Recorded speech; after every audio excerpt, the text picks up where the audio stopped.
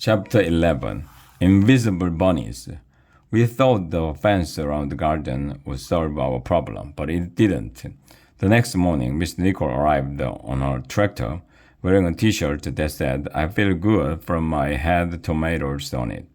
Well, the tractor wasn't wearing the t-shirt. She was. Tractors don't wear clothes. We opened the gate to check on our veggies, and you'll never believe what we found.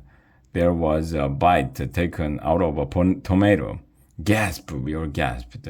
Maybe the deer figured out how to open the gate, said Michael. Maybe it's a really tiny deer, said Neil. And it got through the fence. Nope, said Miss Nicole. It isn't a deer. I reckon it must be some smaller varmint. Mr. Tony and Miss Nicole. Grown-ups always say, when they are thinking. Nobody knows why. Miss Nicole said a bunny was probably eating our veggies.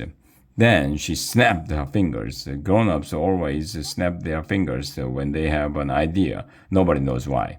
I have an idea, said Miss Nicole. We can set up a video camera in the garden.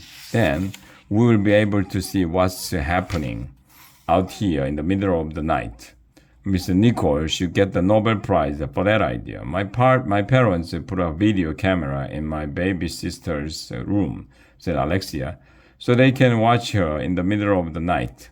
Did your baby sister steal veggies? I asked. Everybody laughed, even though I didn't say anything funny. Mrs. Stoker gave us permission to get a video camera. Miss Nicole went to the store to buy it, and she set it up in the garden with Mr. Tony.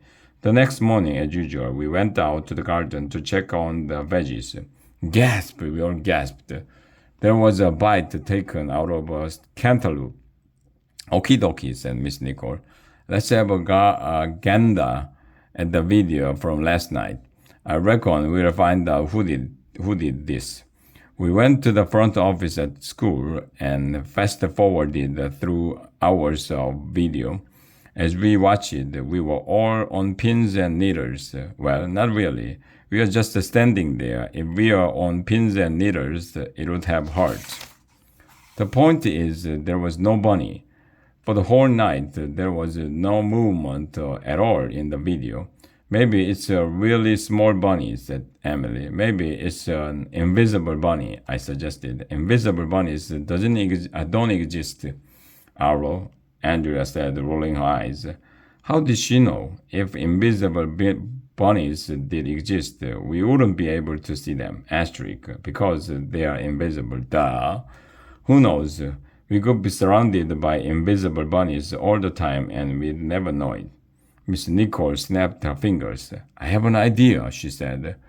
We'll have a stakeout in the garden. I love barbecues, I said. Steak is one of my favorite foods. Not a stakeout, dumbhead, Andrea said. A stakeout.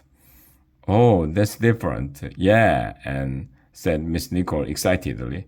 We'll have a sleepover in the garden and find out who's been eating our veggies. She should get the Nobel Prize for that idea.